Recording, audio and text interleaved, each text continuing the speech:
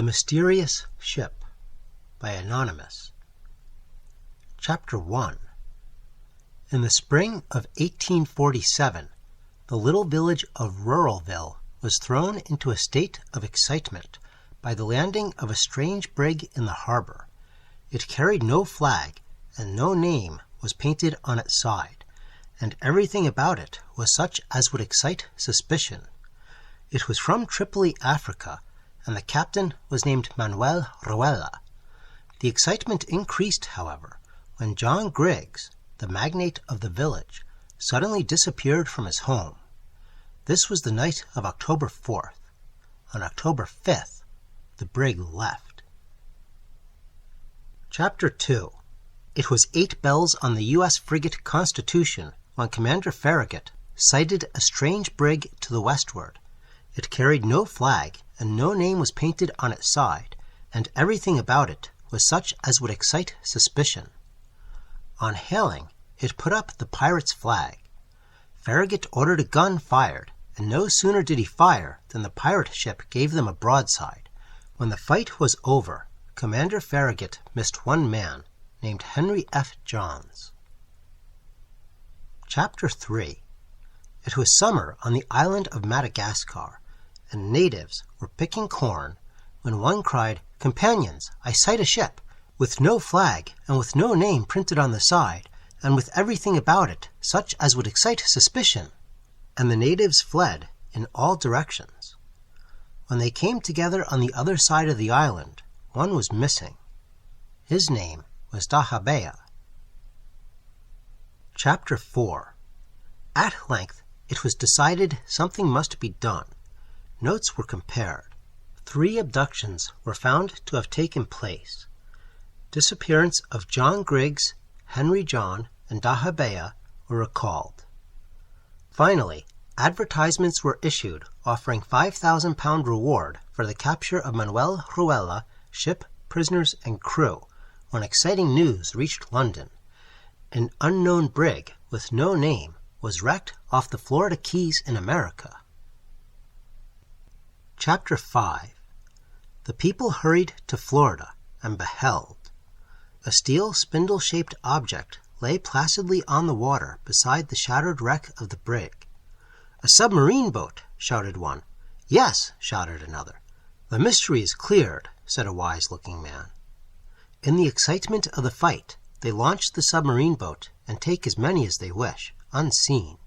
And, "John Brown has disappeared," shouted a voice from the deck. Sure enough, John Brown was gone. Chapter 6. The finding of the submarine boat and the disappearance of John Brown caused renewed excitement among the people, and a new discovery was made.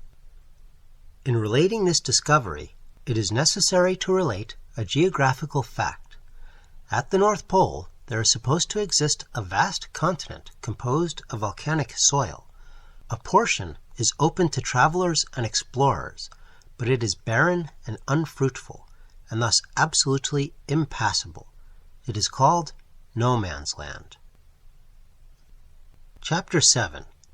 In the extreme southern part of No Man's Land, there was found a wharf and a hut, etc., and every sign of former human habitation. A rusty doorplate was nailed to the hut, inscribed in Old English, M. Ruella. This, then, was the home of Michael Ruella. The house brought to light a notebook belonging to John Griggs, and the log of the Constitution taken from Henry Johns, and the Madagascar Reaper belonging to Dahabea. Chapter 8. When about to leave, they observed a spring on the side of the hut. They pressed it. A hole appeared in the side of the hut, which they promptly entered. They were in a subterranean cavern. The beach ran down the edge of a black, murky sea, and on the sea lay a dark, oblong object, viz. Another submarine boat, which they entered. There, bound to the cabin floor, lay Griggs, Johns, and Dahabea, all alive and well. They, when arriving in London, separated, Griggs going to Ruralville, Johns to the Constitution, and Dahabea to Madagascar. Chapter 9. But the mystery of John Brown lay still unsolved, so they kept strict watch over the port at No Man's Land, hoping the submarine boat would arrive. At length, however, it did arrive, bearing with it John Brown. They fixed upon the 5th of October for the attack. They ranged along the shore and formed bodies. Finally, one by one, and headed by Manuel Ruela, the pirates left the boat. They were, to their astonishment, met by a rapid fire.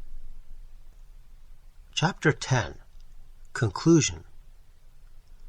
The pirates were at length defeated, and a search was made for Brown.